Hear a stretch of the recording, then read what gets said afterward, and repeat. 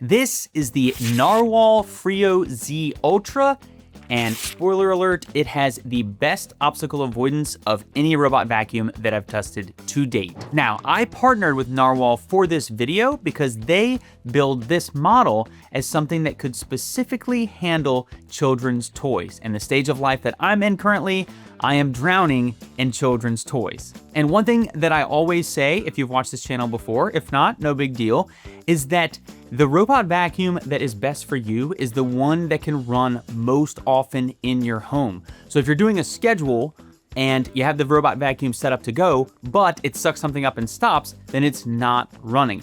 So the best robot vacuum for you is gonna be the one that can routinely vacuum and mop your home. And for me, this Freo Z Ultra can absolutely do that, and mostly due to its obstacle avoidance that I alluded to. It's the best that I've tried so far. It uses 2 RGB cameras and also 2 AI chips, and it's able to detect 120 different objects in the home that it's already learned and knows. So if it sees a cord or something familiar, it'll tag that thing and say, hey, we're not gonna roll over this, we're gonna go around it. It's pretty impressive, especially with the cords. And I tried white cords on dark surfaces as well as black cords on dark surfaces and light surfaces to see if it made a difference.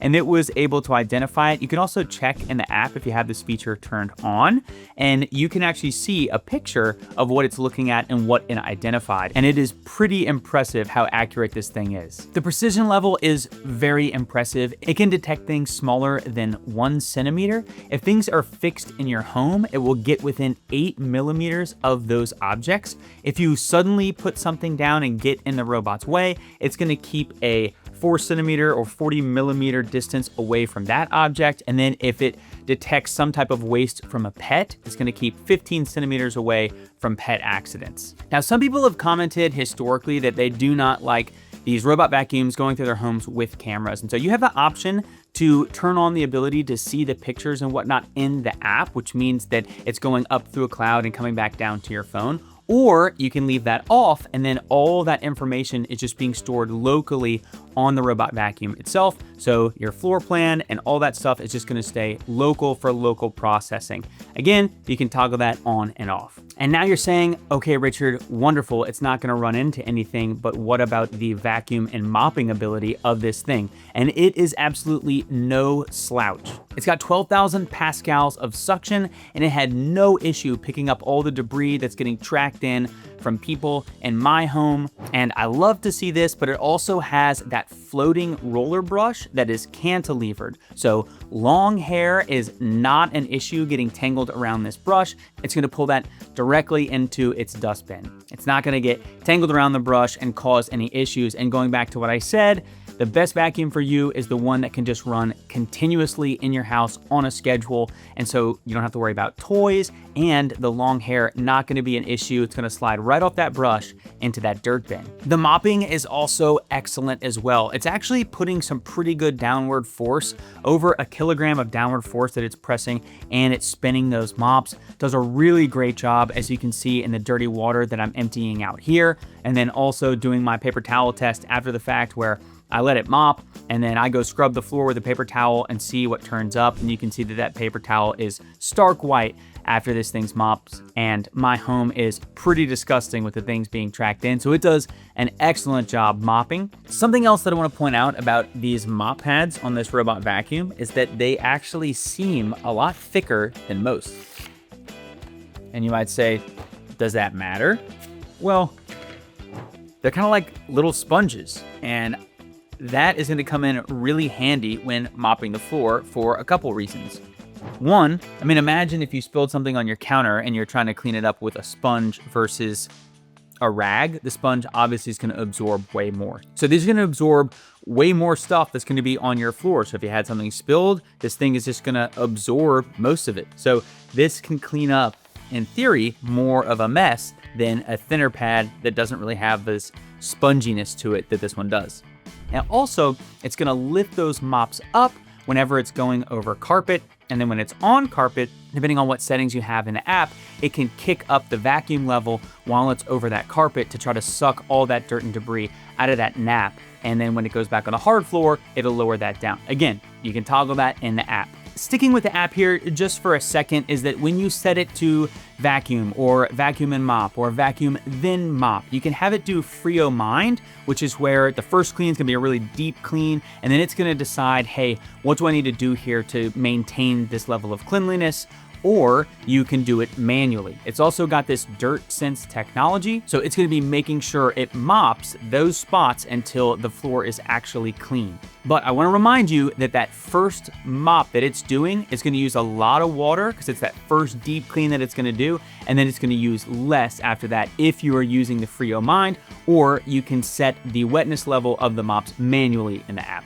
One thing I've noticed, and I just want to touch on briefly here, is the efficiency of this robot vacuum. It is fast. I have one main room in my house, and that is the one that gets vacuumed by far the most. Every evening, this thing is running in there, getting it clean for the next day. And I've noticed that it is finishing up a lot faster than pretty much every other robot vacuum that I have tested. I would say the standard is about an hour to do that room. I have lots of chairs, I have lots of bar stools, there's plenty of things to go around and get caught up in, and consistently, the Freo Z Ultra is probably the fastest robot vacuum that I've had in quite some time in doing that room, whether it's just vacuuming or vacuuming and mopping. It's very efficient and quick. And it's not skipping any areas, it's just faster. So it's gonna be able to do more of your home faster. It also has a quick charge feature, so it is gonna be able to do pretty much your entire house faster than most other robot vacuums, just because it's quicker and it's gonna charge faster. Now it does have one little trick up its sleeve, and I've never seen this before, and I like this innovation that Narwal is going after here. It has this little pad that you can put on the side, and it's going to use that to sweep along baseboards. I think that's really neat. I've never seen that before, and we have plenty of filthy baseboards in this house. Now those are kind of the main features, but there's a ton of other smaller ones that I'm going to mention, as well as some things that I think could use some improvement. Now some of the other things to get into here is that the mops are not circular. They have this kind of triangular shape, and that is so that they don't miss in between the two mops. There's a lot of mops on the market that are just circular, and so they have a little strip in between those mop pads that they are not mopping as they go. This robot vacuum can also kind of swing out to the side and make sure that it's mopping along edges so that it's not missing anything. And then let's talk about the base station. So there's a ton of stuff to list off here.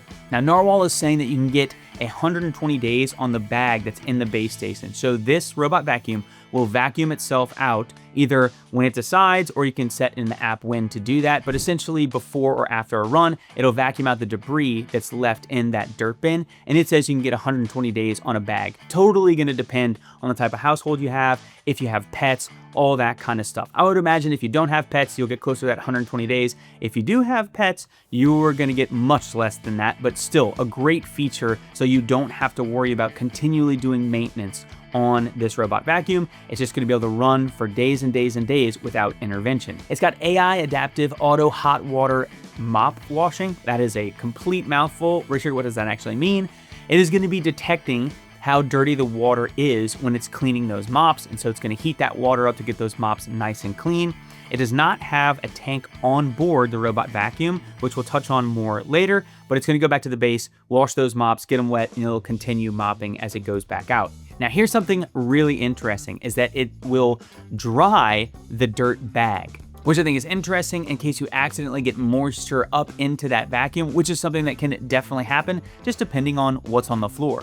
It does have a proprietary detergent that you can put in here that is gonna add into the water to make sure that it's getting those floors squeaky clean. And it has that auto station cleaning. So a lot of these robot vacuums will have trays. This one's no different, but it does clean itself and it's removable. So if it does after a while need cleaning, you can do that as well. And kind of lastly here, this robot vacuum is very quiet. I am usually running these things while I'm home, not at night. And most of the time I got in that habit because it would just be too loud for me at nighttime, and this one might actually be a contender to run at night because it's so quiet. I am a very light sleeper, which is why I tend to run these robot vacuums during the day, but this one's very quiet. The base is also quiet when it is vacuuming out that dustbin, and even the mop drying is very quiet as well. So I was very impressed with the low noise level of this thing, and generally it's just a very well-rounded vacuum. So here are some things to note about this robot vacuum. I mentioned that it does not have an onboard water tank. It can map multiple floors. But if you take it up to another floor, it's not gonna be able to mop well because it has to go back to the base to clean those mops, get them wet, and that would just be an issue with stairs and whatnot because you're manually taking the vacuum up. So you're probably just gonna vacuum on that second level unless you're carrying the base up and down. It does have handles on the side, you could do that, but that's just something to keep in mind is that it can do the multiple floor plans, but where the base is, you're probably gonna do your vacuum and mopping, and then on a different floor, you'll probably just wanna vacuum on that second or third floor. And that's really being nitpicky. That's probably the only negative that I've noticed about this robot vacuum. Generally, everything has been great so far. The app is one of the better ones on the market. It quick maps in just a few minutes. You've got tons of different things that you can do in that app. Almost anything you could dream up, you can turn on, turn off. You can do all the different scheduling that you would like to do. You can have it mop with the grain of your floors. You can have it vacuum only, mop only, vacuum and mop, vacuum and then mop, or just any type of customizable thing.